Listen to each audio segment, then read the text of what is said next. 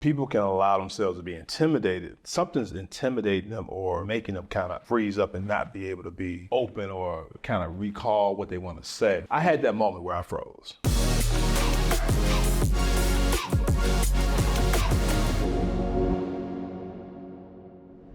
What's up, everybody? Welcome to another episode of the Today for Tomorrow podcast. We are obviously not in the basement. No, this is not actually, we in a container. We're in a container. And Mike, you want to give us a little background exactly where we are as related?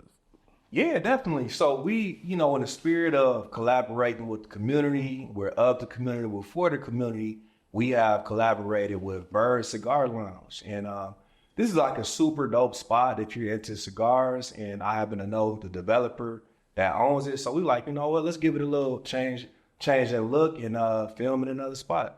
Now, full confession, I'm not a cigar smoker, but it's a cool spot. Me neither. I never smoked. So, but hey, we're here. We're here.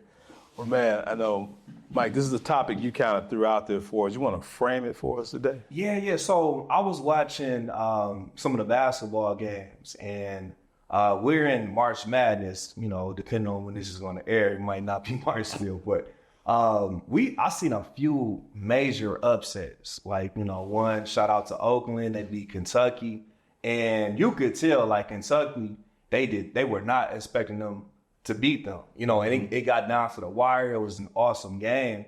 And what it made me think about was in life, how certain people can perform behind the scenes, but when the pressure gets on, they tend to freeze up and they can't do it under the lights. So I tested the guys and said, man, I think that'd be a good topic for us to unpack for the people. Yeah. I mean, that under the lights pressure versus when you're on the practice field. And we're not going to talk about sports per se, but let's talk about work and life in general, how, you kind of can go through something. You think you're ready for that meeting. You done did your homework. You done got your presentation together. Yeah. And then you go in and you got to present to some higher ups or whatever. And then you get in there and freeze. I mean, I've seen people where they got the knowledge, they smart, they know their job, but when they get like in those lights and they start stuttering, they can't remember things, and before you know it, they just like somebody else got to jump in and help them out. But yeah, that's real. I mean, quite literally, exactly what you was talking about. Like I work with people where doing the video production and everything. Literally, I mean, super intelligent. They are on point all the time. You throw a camera in front of them, sometimes you throw the light on and say, all right, 3, 2, 1, done. They don't know their name. They don't know what they're talking about. What was we doing again? And so you got to walk them through it, but it's like, that's the same kind of situation, but you coach them through it, they end up figuring out. But the subject that you were talking about, it makes me think about obviously sports, but you see it all the time. You see it in a lot of different ways. And there's a lot of people who they will be doing the talking about how good they are or how great they do something or how, amazing they are in a certain situation. But then they get in it. It all falls down. It's funny because like you mentioned in the business world, to be honest, I notice it so frequently just in day-to-day business. So my industry, real estate, you're dealing with a lot of large numbers, right? And I've always noticed where there are people that they analyze properties every day. They know the numbers, they know the ROI, they know the ARVs. But when it's time to execute and actually make the deal happen, they're freezing up. And so to me, what I usually think about is, I think it's from a lack of confidence. And it could be a couple different reasons, For one, it could be lack of preparation, right? For some people. But for the people that are overly prepared, when I make a decision like that, I say a quick prayer and I say, listen, God, if it's for me, it's going to be for me. I'm going to stay within my buy box, not going over my numbers. And I let the chips fall where they may. I don't think twice about it. People can allow themselves to be intimidated. And what you just said, the numbers and the people that's in the room or the lights and the camera, and that intimidation causes them to freeze. Now, there might not be no basis for it, but the point though is that something's intimidating them or making them kind of freeze up and not be able to be open or kind of recall what they want to say. Yeah. And then, like sports, we talk about it. Yeah. You know, you talk about Kentucky and Oakland. Kentucky went in there thinking that they were going to just blow past these guys. It's the lowest seed, all that. They're going to roll over for it. But when they started that wasn't happening, they didn't have a plan B, and they got intimidated by the clock being behind, all this other thing. You seen it, man. I don't know if you saw it. Hey, man, did you? No, I didn't see it. Man, but that's literally what was happening. You could see where towards the end of the game, like 3-4 minutes left, they're kind of looking at the coach like, oh, shoot, these guys are still here. Because I'll go out on a limb, they probably didn't even know where Oakland was. No. They probably thought I was in California somewhere. You know what I'm saying? And, man, like I said, big shout out to Oakland because they stayed resilient. They stayed indoctrinated with the process. That's the biggest thing that I saw. And when the commentators were speaking on it, they said, you know what? Kentucky is way more talented. They're going to have way more superstars in the NBA, but Oakland has an experienced team. Mm-hmm. So when things were on the line, the pressure was on, they didn't get rattled. They stuck to their game plan. That one word that you said, experience. I think this subject right here is the difference between knowledge and wisdom. Because it's one thing I've read all the books. I've taken all the courses. I've had the conversation. I've ran through it in my mind 1,000 times. But then wisdom doesn't actually come until action happens. And so, there's a lot of people who are textbook smart, right? Mm-hmm. I mean, you go to college, you might have 50,000 degrees, but if you never actually stepped out, like, for example, you can get a business degree and have never built a business. You could teach business in college and have never built a business. Which is crazy. But hey, you can tell everybody exactly how, you're supposed to set up your finance, how you're supposed to market your business, how you're supposed to set up your pricing. You can tell somebody about all of this stuff, but that wisdom is not there. And what I've noticed is like because with that wisdom, you get more context to all of the knowledge that you have.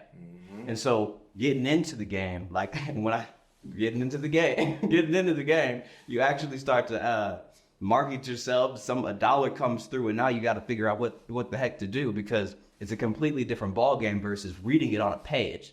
Because I'm an avid reader. I read a lot. Okay, and so I know what should happen from this point and that point, but when it happens, sometimes some things that wasn't on the page will come in. The experience, the wisdom is all in between those lines. And I think about those situations where everybody had, well, not everybody. I had that moment where I froze. I remember like in high school. And you lock up. And then I'm like, no, that can't never happen again. Why did it happen? And then you got to get over that fear. And that's why I brought up intimidation and get past that and be like, you know what I got to lose? What you just got to be like, you got to use that energy to help do whatever you need to do. Yeah. And it's just to touch on your point, Martell, going back to that knowledge versus wisdom analogy.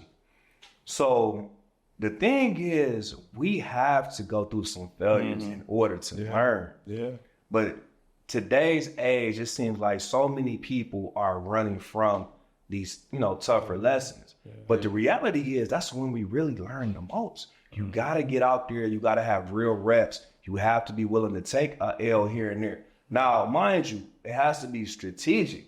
I'm not saying just, throw caution to the wind and let the dice roll. I'm not saying that. What I'm saying is you got to be willing to take real reps and then learn in real time. Mm-hmm. You're not going to be able to find all the answers in that book. No. I guarantee you. And that teacher that's teaching business but never has operated their own business, they ain't got the answers either.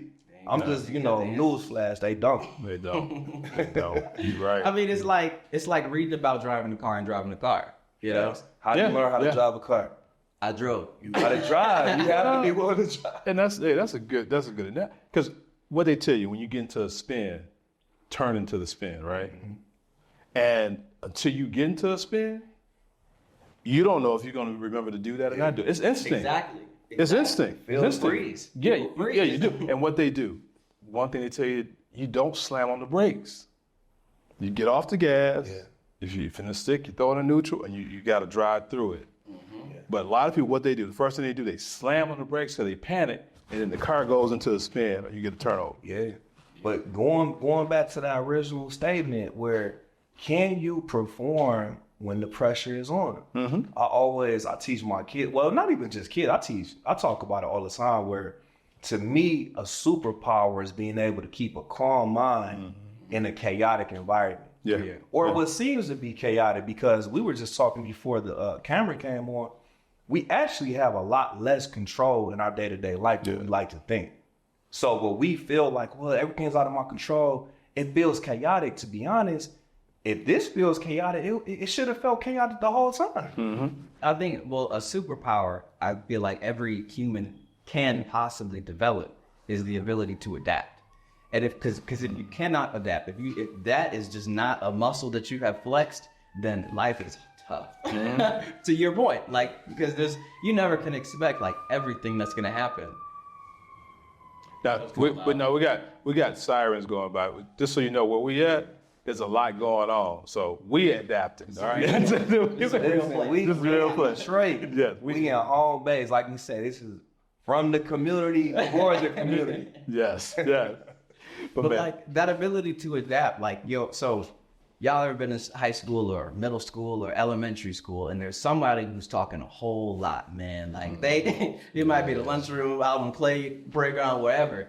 But they talking, man, I smacked them. And then, and if they said this to me, oh, boy, and then they got all the stuff to say. Yeah. Uh-oh, it's real now. Because there's always the person who's not saying a whole lot. That's probably the most dangerous. Yeah. That person smack him in the mouth, and all of the words done went. Because they ain't got nothing else to come out and follow it. Yep. Well, in life, you usually have, you have talkers and you have doers. You know what I'm saying? Sometimes you have people that can kind of, they touch on both worlds. But more times than not, out there. What's that? There's a Muhammad Ali's. A little bit, but more times than not, you usually fall in one category or the other. And don't get me wrong, it's not a knock against anybody because we need both.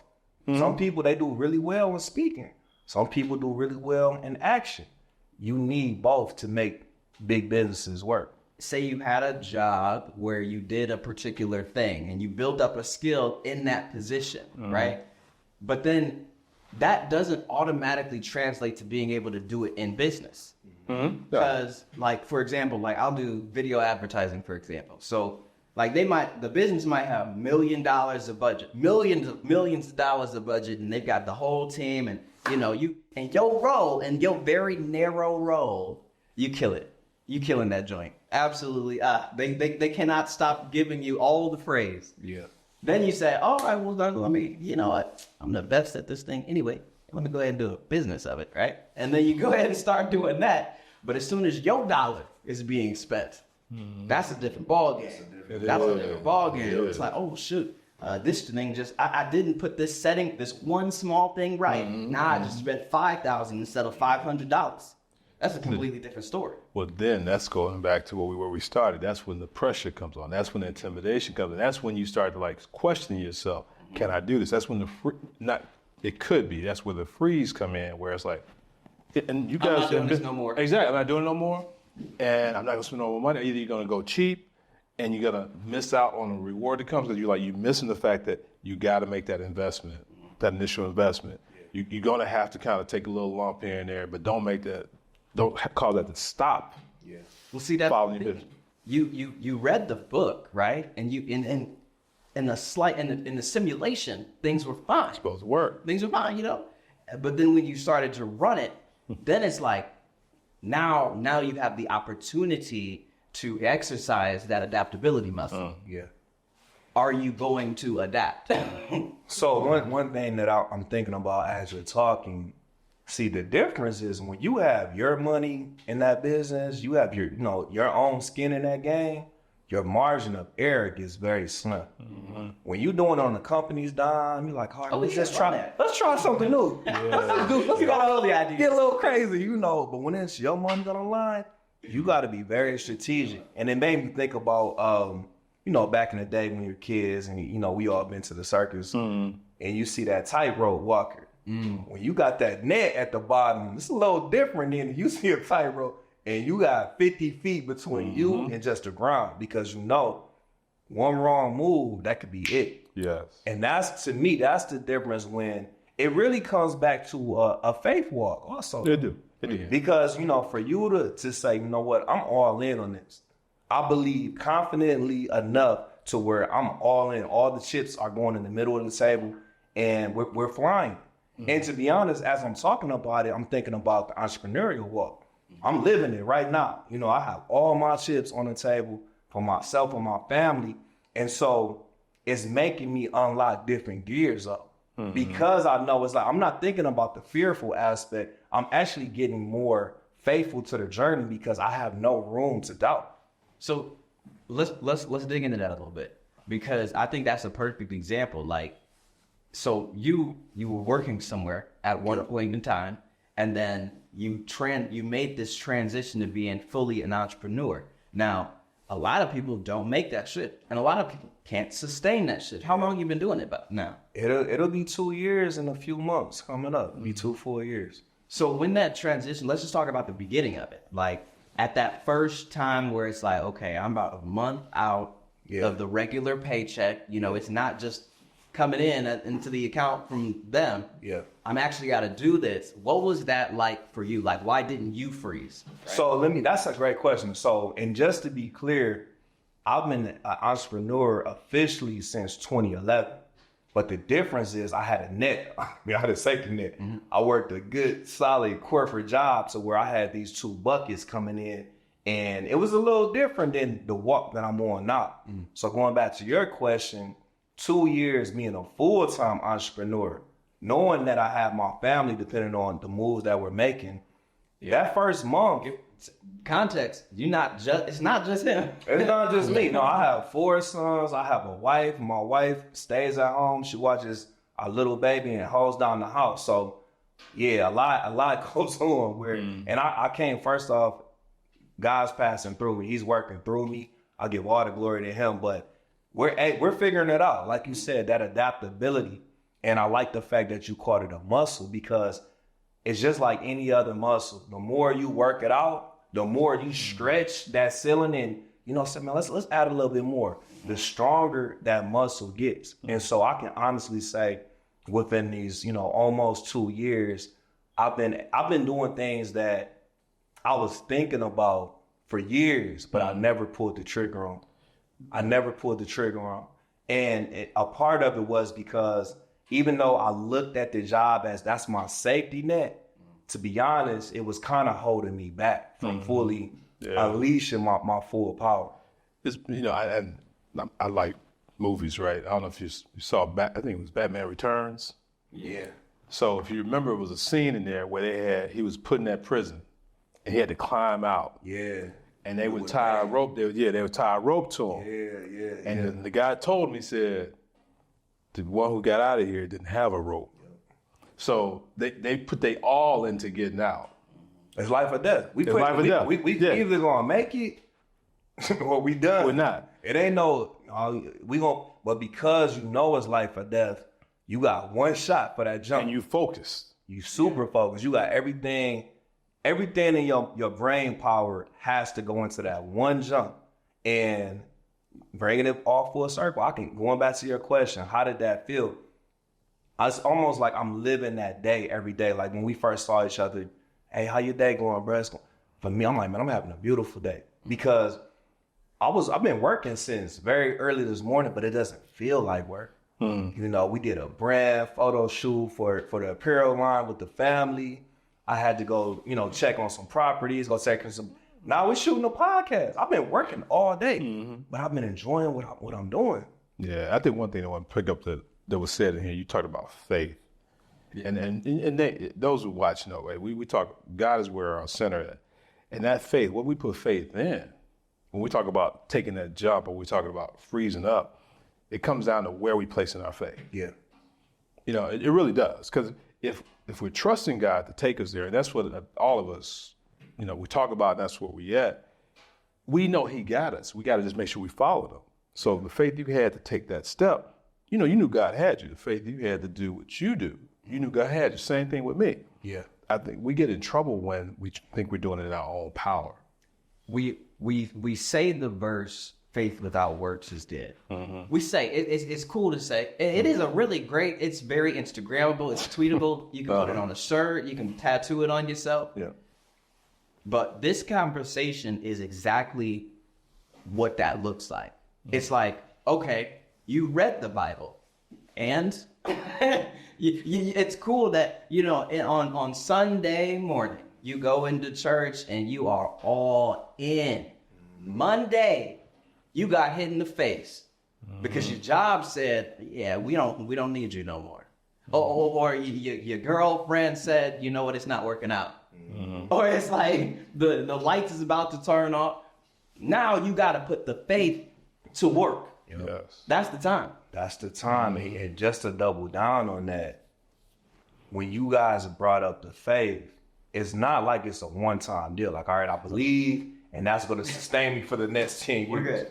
You literally, every day, I have to wake up and I have to be 100% committed to what I'm doing. Because guess what? If I don't go out and kill some food for the family does not eat. And it's a major difference. And so, one of the verses that I think about is just, when the Bible's talking about being double-minded. Men that are double-minded, you're going to be unstable. You have to be completely faithful. And with that, it can't be any doubt. And that's a daily regimen. I want to really reiterate the fact that you have to do this daily. It's not, because sometimes it's going to, I said it before, you're going to wake up feeling like you're on top of the world. Some days, literally, you're going to wake up feeling like the world is on top of you. Yeah. And you got to really pull yourself to the finish line. You got to lock in with God, and you got to remember that his plan is still his plan, regardless of how it feels like. Sometimes you're going through a tough time so that you can get the lessons from it. And a lot of us try to abort while we're in the middle of a lesson. Yeah. And then we end up missing it. I want to circle back just a little bit, talk about your story a bit. Because like one thing that I want to highlight in that is you said you had the safety net, but you were doing the thing. You were doing the thing the whole time. And so I believe that what helps or what's worked for me and what I've noticed is you don't freeze the original topic. You don't freeze when you've already put the reps in. Yeah. And so when you made that transition, you were just doing more of the thing you were already confident in doing. Am I right? You absolutely. And the thing is, so we have a accountability call every Tuesday. These guys actually lived through this with me. Like the day I got that call on a Monday. Tuesday, we were on the phone. And in real time, I said, hey, it's on. I never flinched. I said, we're going to make it happen. Like I said, to me, when trials or perceived trials come into your life, that's when the faith will really step in. If you get rattled or you start doubting, you're like, oh, I can't believe, this happened. This wasn't on my time. Because the reality was, I was positioning myself, like you said, to make that break from my 9-to-5 corporate job. But that wasn't my timeline. Just to be clear. But when it happened, hey, it's on. We got to move. Now it's game time. It's March Madness. Yeah. Yeah. Yeah. It makes me think about I remember back in, it kind of translated to all sports, but I think the first time I really heard about it was at football practice. A coach, we were doing some sort of like hit drill where you got to move the guy and you got to break out type of situation. And a guy went up, he did the exact routine, exactly how we had practiced it. He did it, went down, and coach was not happy about it. He was upset actually. It's like, do it again. We don't do that half stuff. We do everything game speed. Yeah. Why? The thing about that, like the idea of doing it game speed makes it so that you don't, when it does come game time, you don't freeze because you've done it time and time again. You've gotten the reps in. Yeah. It's not nothing new to you when it's actually time to perform. Yeah. Now, both of you guys are hitting on these topics, but I think as we kind of get closer to the end of this, so what makes, and you already laid it out, but what makes a clutch player? What makes a player that And then when we say player, we can talk sports, we can talk life, we can talk everything. What makes a clutch player? Somebody who, when the pressure's on, they're ready to take that shot, or they're ready to make that deal, or they're ready to take that risk. What makes it? So for me, in a nutshell, you have to be prepared. You might have one time to show up and do it in front of the crowd, but they don't know how many times that you prepared. When I go to make a purchase or I put in an offer on a real estate deal, I can do that in real time. We could be talking about, say, listen, this is what I'm gonna offer you, what we got. Because I've analyzed properties a million times in the dark. So for me, the one thing I would say is just being prepared as possible. Mm-hmm. Okay. Yeah, no, I mean that is the ball game. You have to be prepared. The only thing that I would say, like, that if you're prepared and you have everything, but you have not flexed that muscle, like you're not willing to adapt when you do get hit in the face, when you get into the moment and things don't go exactly how you planned it, and you cannot keep moving forward, then it's not gonna be good. And so that's the one thing that I would also say is, like, make sure that you are ready to just know where you're trying to go, know what the outcome is, but also in your practice, throw a couple curveballs in there. Find a way to manufacture a scenario that you might not be able to anticipate, or something that's a little bit unfamiliar, because your ability to adjust or pivot when you need to is going to be extremely valuable to you in the long run. Man, I think, and only thing I add to both you said, I think you're both on point too, is go back to the faith piece. Trust in those reps, those situations, understand where you're at, and know that, you know what, hey, you got to know that this mission's for you. You got to know that this is what God has for you, because you got to believe. I mean, when you talk about players, we can talk about Isaiah Thomas, we're in Detroit and all them. They played the game. He was a point guard, he distributed the ball, but when it was money time, and he knew he had to do what he had to do, he had confidence in his game. He took the shots. He didn't question it. It wasn't no second guessing. So we can't second guess what we've been called to do.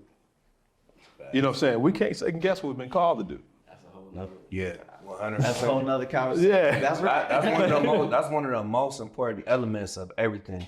Yeah. If you don't get nothing else, go back and listen to that last 30 seconds. Once you commit yourself to something, you got to be 100% committed and don't second guess it. Mm-hmm. That's that. So thank you for tuning in. Mike, I do want people to know about what's on your shirt. Yeah, so this is another design that we have for the brand. Like I said, the brand represents the real work that we're doing in the community. These taglines are inspired by real things. This particular one says, outlasting all obstacles. We got a lion in the middle, because you got to have a lion heart to be successful. But I want y'all to just take that away and just understand that whatever comes up, as long as you got God and you stay faithful, you can outlast all obstacles. One question for you, Mike. Where can they get the gear? We're going to have a link in the description below. Awesome. Awesome. There, link in the description. Yeah. Right now, you got housekeeping. Housekeeping. Go ahead. We got Man 2.0, second Saturday every month. We want you to come out and join us. Now, we actually pay attention to the location, because we will be transitioning to a new location, hopefully in May. But for right now, for the month of April, depending on when this comes out, we're going to be in Ferndale, Gabizos. And in May, we got a new spot. Why don't you come check us out? Yes. So come on out and be part of what the men are doing, what God doing through men. Yes, sir. Yes, sir. I can't wait to get to the new spot. I think that's going to be great. I think having everybody in there, everybody's going to love it. Agreed. It's a I don't want to say I don't want to stay on it too long, but because it's an FIC place, I think it's gonna have a different feel. So we're not going to somebody else's building. No. It's gonna be our spot. Be home. It's gonna be home. Yeah, there you go. Yeah, I like that. Yeah. Focus 417 is the done-for-you video advertising service that helps direct-to-consumer service business owners attract new customers on autopilot. It's video advertising. So, thing is, we were able to get 2, 5, 10 return on ad spend. You put $1 in, you get $5 back. You can do the math on that. That's good stuff. So, if you do own a service business and you're selling directly to consumers, definitely go ahead and click the link inside of the description. Book a call so we can talk and see how we might be able to do that for you. Thank you for tuning into the Today for Tomorrow podcast. If you like this episode, subscribe. And I know you're going to love the episode on your screen. We'll see you there. Peace.